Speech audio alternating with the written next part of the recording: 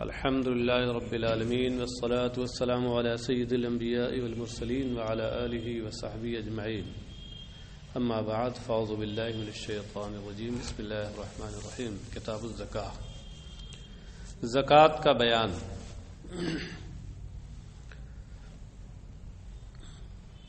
یہ کتاب کا جو لفظ ہوتا ہے یہ وہ ہوتا ہے جس میں ایک جنس کے تحت آنے والے مختلف نوع کے مسائل بیان ہوں.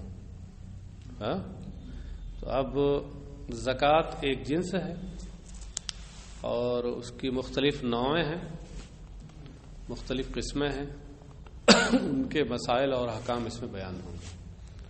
تو کتاب وہاں لایا جاتا ہے جہاں جس کے تحت ایک جنس کے تحت آنے والے مختلف نوع کے مسائل بیان ہوں. اور فصل جو لاتے ہیں وہ جہاں ایک خاص قسم کے مسائل بیان ہوتے ہیں. کہیں کہیں باب بھی آتا ہے تو باب ایک نوع کے مسائل کے لیے آتا ہے، یعنی سب سے عام ہے کتاب، پھر باب، پھر فصل. اس طرح سے جیسے آپ منطق میں دیکھیے کہ جنس، پھر نوع، پھر فصل. بلکہ یوں کہہ لیں جنس، نوع، پھر صنف جو ہے یہ نوع کی قسم ہوگی. زکوٰۃ کا بیان. لغت میں زکوٰۃ کے دو معنی ہوتے ہیں، ایک تو زیادتی اور اضافہ، اور دوسرے پاک کرنا، پاکی. دونوں معنی اس کے اصطلاحی معنی سے مناسبت رکھتے ہیں. زکوٰۃ تو اس خاص مال کو کہا جاتا ہے کہ جو اللہ تبارک و تعالیٰ کے حکم کے مطابق اس کی راہ میں مخصوص مقدار میں ادا کیا جاتا ہے. وہی نا زکوٰۃ ہے. تو یہ جو زکوٰۃ ہے اس میں اور اس کے لغوی معنی اضافے اور پاکی میں مناسبت ہے. وہ مناسبت یہ ہے کہ زکوٰۃ سے مال بڑھتا ہے، اضافہ ہوتا ہے اس میں. تو یہ تو اس معنی سے مناسبت ہو گئی. اور دوسرے یہ ہے کہ زکوٰۃ دینے سے مال معنوی میل کچیل اور گندگی سے پاک ہو جاتا ہے، صاف ستھرا ہو جاتا ہے، حلال و طیب ہو جاتا ہے. تو اس لحاظ سے یہ جو پاکی والا معنی ہے اس سے مناسبت ہو گئی.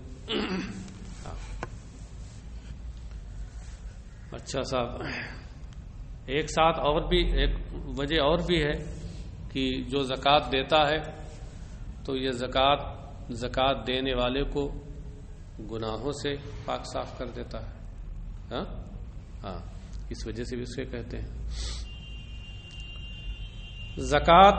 یہ صحیح یہ ہے کہ سن 2 ہجری کے بعد اس کا وجوب ہوا ہے، اس کی فرضیت نازل ہوئی. اور زکوٰۃ میں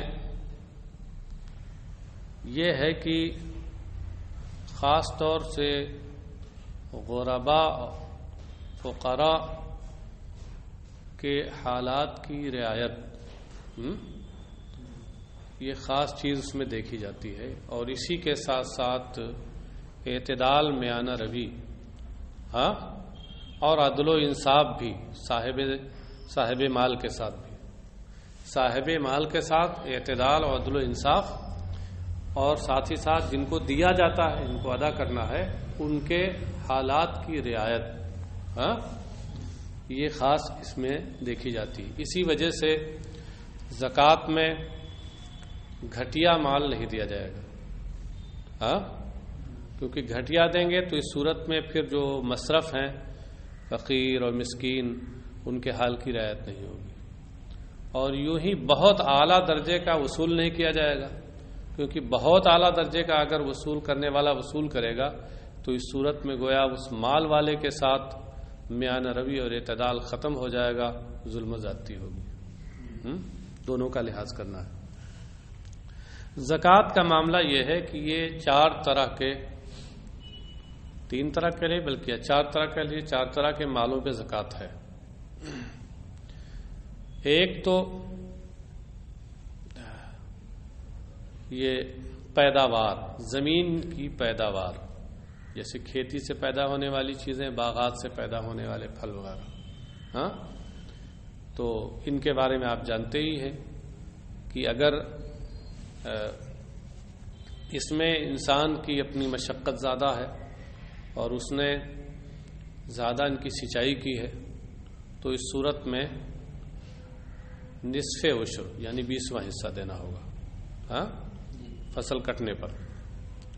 اور اگر زیادہ اس نے پانی نہیں دیا ہے بلکہ آسمان کے پانی سے سینچائی زیادہ ہوئی ہے تو اس صورت میں عشر دینا ہوگا، یعنی 10واں حصہ۔ یہ زکوٰۃ ہو گئی کھیتی کی اور باغات کی۔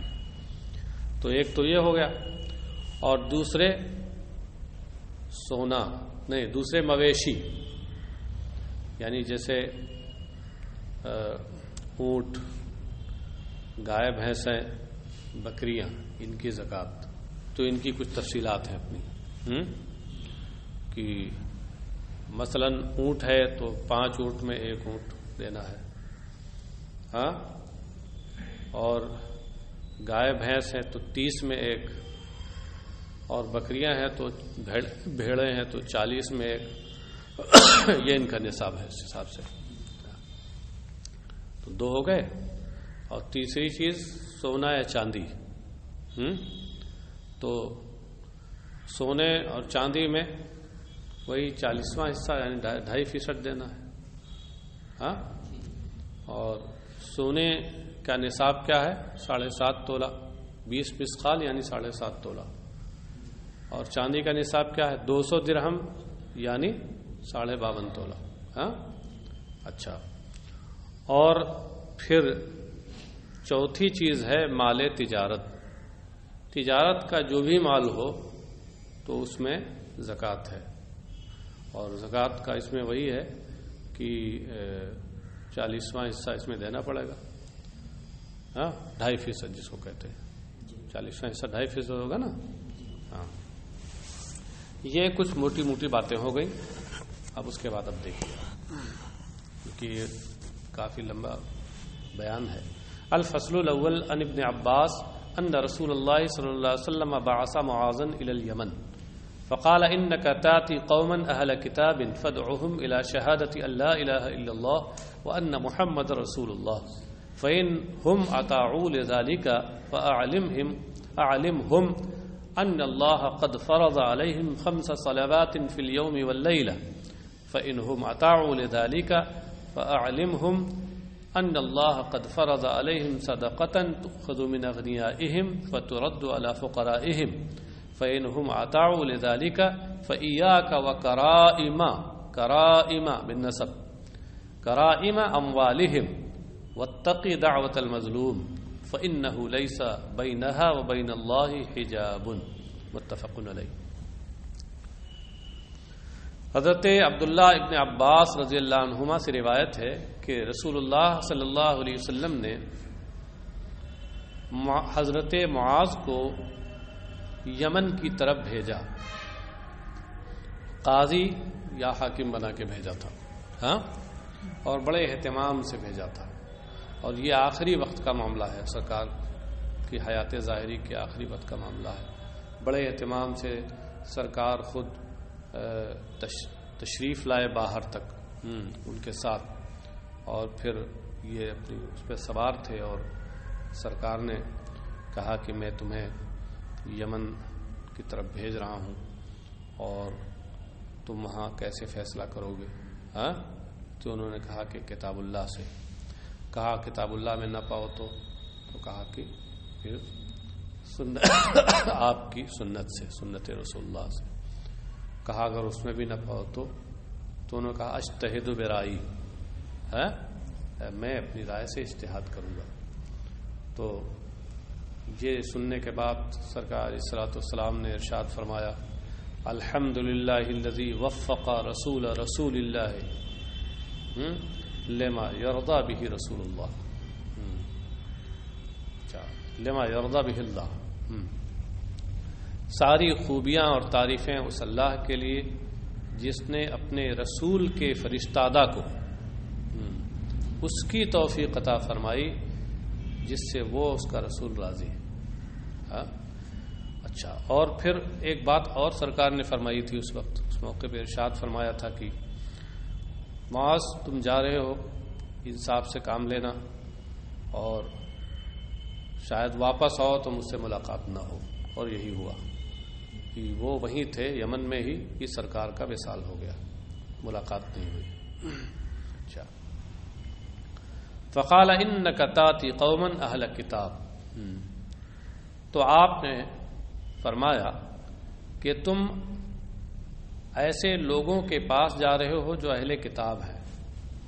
یہاں یمن میں اس زمانے میں یہودی اور عیسائی بھی رہتے تھے، یہ تو اہل کتاب تھے. کچھ یہودی عیسائی جو وہ تھے کہ جنہوں نے ٹیکس بادشاہ اسلام کو، حاکم اسلام کو دیا تھا تو ذمہ ہو گئے تھے وہ، اور کچھ مشرک بھی تھے. لیکن یہاں خاص کہا جا رہا ہے انک تاتی قوما اہل کتاب، کہ تم ایسے لوگوں کے پاس جا رہے ہو کہ جو اہل کتاب ہیں. صرف اہل کتاب کا ذکر کیا تو اس کی وجہ یا تو تغلیباً کہ وہ جو غیر اہل کتاب ہیں ان پر اہل کتاب کو غلبہ دے دیا، اور یا ان کی تفوق اور برتری کو ظاہر کرنے کے لیے کہ یہ صاحب کتاب ہیں، آسمانی کتاب کو جس طرح بھی ہے مانتے ہیں، اس پہ ایمان رکھتے ہیں، اور یہ مشرکین جو کسی کتاب کو نہیں مانتے، لہذا ان کو ان پر برتری حاصل ہے. تو اس لیے ان کا ذکر کیا، ورنہ وہاں پر تھے سبھی. تو فدعهم الى شہادت اللہ الہ الا اللہ وان محمد رسول اللہ، تو تم انہیں اس بات کی دعوت دینا، تو تم انہیں دعوت دینا کہ وہ اس بات کی گواہی دیں کہ اللہ کے سوا کوئی معبود نہیں اور محمد اللہ کے رسول ہیں. فَإِنْهُمْ أَطَاعُوا لِذَلِكَ، تو اگر وہ اس پر اطاعت کر لیں. اطاعت کا معنی کیا ہوتا ہے؟ حکم ماننا، بات ماننا. ارے اسی کو آپ تھوڑے گاڑھے لفظوں میں کہتے ہیں فرما برداری کرنا. فرما برداری کرنا، فرمان حکم، اور فرمان بردار حکم ماننے والا. تو ہم تھوڑا آسان کر دے رہے ہیں کیا؟ اتنی مضبوط اردو نہیں ہے ہماری. فَإِنْهُمْ أَطَاعُوا لِذَلِكَ، تو اگر وہ اس پر تمہاری بات مان لے، فَعَالِمْهُمْ، تو تم انہیں بتانا. عالم اعلام سے صیغہ امر ہے. اعلام کا معنی ہوتا ہے بتانا، خبر دینا، علم دینا. تو تم انہیں یہ بتانا کہ اللہ نے ان کے اوپر رات اور دن میں 5 نمازیں فرض کی ہیں. فَإِنْهُمْ أَطَاعُوا لِذَلِكَ، اگر اس پر بھی وہ تمہاری اطاعت کر لیں اور بات مان لیں، فَأَعْلِمْهُمْ أَنَّ اللَّهَ قَدْ فَرَضَ عَلَيْهِمْ صَدَقَةً تُؤْخَذُ مِنْ أَغْنِيَائِهِمْ فَتُرَدُّ عَلَى فُقَرَائِهِمْ، تو پھر تم انہیں یہ بتانا کہ اللہ نے ان پر صدقہ سے مراد زکوٰۃ ہے. صدقہ کا لفظ اصل میں یہ نافلہ پہ بھی بولا جاتا ہے اور واجبہ پہ بھی بولا جاتا ہے. واجبہ جو ہوتا ہے اسی کو زکوٰۃ کہتے ہیں. یہاں وہی مراد ہے. تو یوں کہہ لیجئے کہ بطور مجاز مرسل جو یہاں بولا گیا ہے کہ صدقہ عام ہے اور زکوٰۃ خاص ہے. تو عام بول کر خاص مراد لیا گیا. معنی حقیقی اور معنی مجازی کے درمیان تعلق عموم کا ہے. یہاں یہ مجاز مرسل کی ایک صورت ہوئی.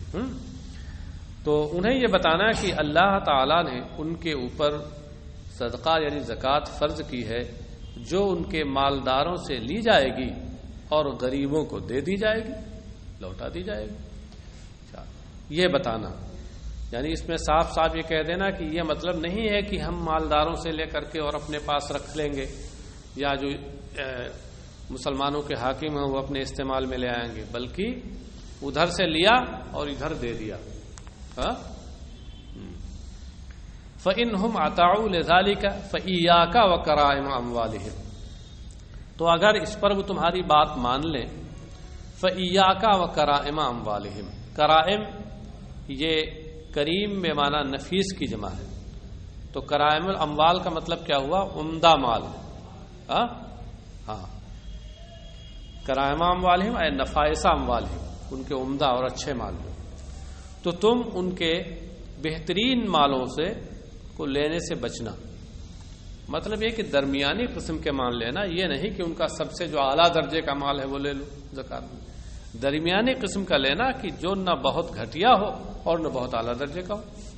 اعتدال اور میانہ روی اختیار کرنا، ظلم نہ کرنا ان پر، کیونکہ اگر جبرن تم نے ان کا سب سے اعلیٰ درجے کا مال لے لیا تو یہ زیادتی ہوگی.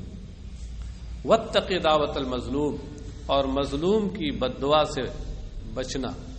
فإنه ليس بينها وبين الله حجاب، اس لیے کہ اس بد دعا اور اللہ کے درمیان کوئی رکاوٹ نہیں، کوئی رکاوٹ حائل نہیں ہے. مظلوم کی بد دعا سیدھے بارگاہ الہی سے ٹکراتی ہے جا کے اور فوراً اثر ہوتا ہے اس کا. ہاں اس لیے کسی کی بد دعا نہیں لینی چاہیے، خاص طور سے کیونکہ آپ اپنے آپ کو تباہ کرنا ہو، آخرت تو تباہی ہوتی، دنیا بھی تباہ ہو جاتی ہے. اس لیے کبھی بھی یہ کام نہیں کرنا چاہیے کہ جس سے تم سے جو دبے کچلے لوگ ہیں اور تمہارے سامنے جو کمزور ہیں ان کے ساتھ تم ظلم کرو اور وہ تنہائی میں تمہارے لیے بد دعا کرے. تو یہ فرمایا، یہ موٹی موٹی کچھ باتیں جو ضروری تھی وہ بتا. اب اس میں ایک چیز یہ دیکھیے، یہ کہا پہلے کہ پہلے انہیں لا الہ الا اللہ اور محمد رسول اللہ کی گواہی دینے کے لیے کی دعوت دینا، یعنی پہلے انہیں ایمان کی دعوت دینا، ایمان لے آئیں. جب ایمان لے آئیں تو پھر اب جو عقائد صحیح ہو گئے تو اب ان کو پھر اعمال کی طرف بلانا. اس سے سمجھ میں یہ آیا کہ کفار جو ہوتے ہیں وہ براہ راست عقائد کے مخاطب ہیں، اعمال کے براہ راست مخاطب نہیں ہیں. اور یہی سیدنا امام اعظم ابو حنیفہ رضی اللہ تعالیٰ عنہ کا مذہب ہے، وہ جو اس حدیث سے ثابت ہوتا ہے. اور بعض لوگ یہ کہتے ہیں کہ وہ فروع کے بھی اور اعمال کے بھی مخاطب ہیں، لیکن وہ اس کے واسطے سے. لیکن صحیح کیا ہے کہ براہ راست وہ مخاطب کس کے ہیں؟ عقائد کے. جب عقیدہ صحیح ہو جائے تو اب پھر اعمال کا معاملہ آتا ہے. شاہ صاحب عن ابی ہریرہ قال قال رسول اللہ صلی اللہ علیہ وسلم. یہ حدیث بہت لمبی ہے اور اس میں مختلف قسموں کی تفصیل کچھ کی ہے. حضرت ابو ہریرہ رضی اللہ عنہ سے روایت ہے، انہوں نے کہا کہ رسول اللہ صلی اللہ علیہ وسلم نے ارشاد فرمایا، ما من صاحب ذهب ولا فضة لا يؤدي منها حقها الا اذا كان يوم القيامة صفحت له صفائح من نار فاحمي عليها في نار جهنم فيقوى بها جنبه وجبينه وظهره كلما ردت اعيدت له في يوم كان مقداره 50,000 سنة حتى يقضى بين العباد فيرى سبيله. یرا یا یرا دونوں صحیح ہے. یرا پڑھیں صیغہ معروف کے ساتھ تو سبیلہ یہ منصوب پڑھیں گے مفعول بھی یرا کا. اور یورا اگر یورا پڑھیں تو سبیلہ، اس کو مرفوع پڑھیں گے کیونکہ یورا کا نائب فاعل ہوگا.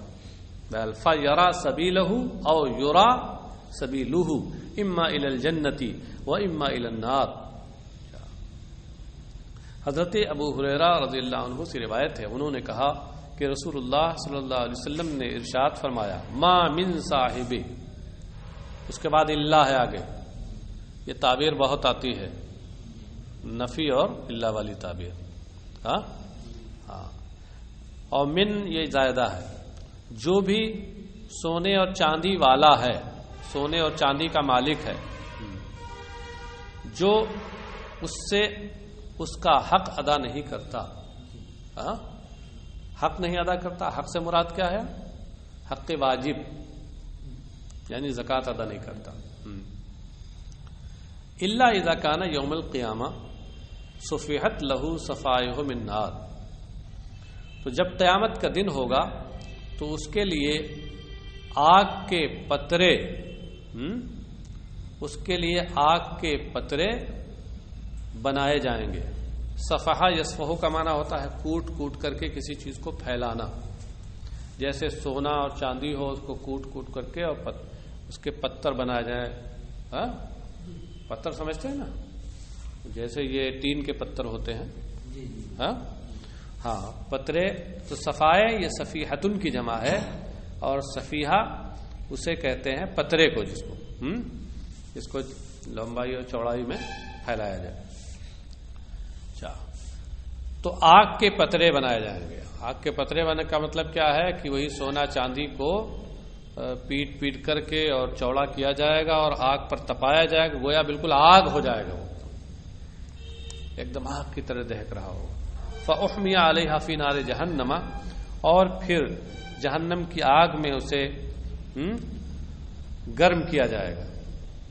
فَيُكْوَى بِهَا جَنبُهُ وَجَبِينُهُ وَظَهْرُهُ, تو اب اس کے ذریعے سے اس کا پہلو, اس کی پیشانی اور اس کی پیٹھ داغی جائے گی. یکوا, کوا یکوی, کین کا معنی ہوتا ہے گرم لوہے سے داغنا, گرم چیز سے داغنا. اور اسی سے آتا ہے مکوات. مکوات داغنے کا آلہ, پریس کو مکوات کہتے ہیں. وہ گرم کر کے لوہے پہ لگایا جاتا ہے, اس پہ کپڑے پہ لایا جاتا ہے. کلما ردت اعیدت لہو فی, کلما ردت, جب بھی اسے لایا جائے گا, دوبارہ لایا جائے گا, تو اعیدت لہو, تو اسے اس کا اعادہ کیا جائے گا اس کے لیے. کیا مطلب ہے؟ مطلب یہ ہے کہ جب دوبارہ اس پر اس کو گرم کرنا ہوگا, داغنا ہوگا, تو دوبارہ پھر اس کو گرم کیا جائے تاکہ خوب گرم رہے. فی یومن, اس دن جس کی مقدار 50,000 سال کی ہوگی. قیامت کا دن, اللہ اکبر, 50,000 برس کا ہوگا. اور بتائیے 50,000 برس کا جو دن ہوگا, پورے دن یہی عمل ہوگا, کیا حالت ہوگی. اللہ ہم سب کو اس کی پناہ میں رکھے اور محفوظ فرمائے اس سے. اچھا, مگر آپ جانتے ہیں حضرت شیخ عبدالحق محدث دہلوی نے حدیث کے حوالے سے لکھا ہے کہ مگر جو اہل ایمان ہیں, یہ 50,000 برس کا جو لمبا دن ہے ان کے لیے اتنا چھوٹا معلوم ہوگا, اتنا مختصر کہ جتنے وقت میں وہ 2 رکعت نماز پڑھنا ہے, بس اتنا مختصر معلوم ہوگا. سمجھے؟ اور یہ کوئی بعید نہیں. ہم اپنی ان مجرد عقلوں کو لگائیں تو عقلیں تسلیم نہیں کریں گی, لیکن یہ معاملہ عقلوں سے پرے ہے, یہ قدرت الہی سے متعلق ہے, وہاں سب کچھ ممکن ہے. حتیٰ یقضی بین العباد, یہاں تک کہ بندوں کے درمیان فیصلہ کر دیا جائے گا. کیونکہ یوم الحساب ہوگا تو بندوں کے درمیان فیصلہ بھی اس دن ہونا ہے.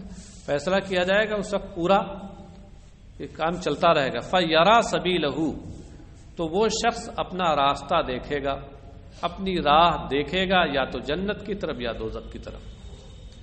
جنتی ہوگا تو جنت کا راستہ اسے نظر آئے گا, وہاں جائے گا.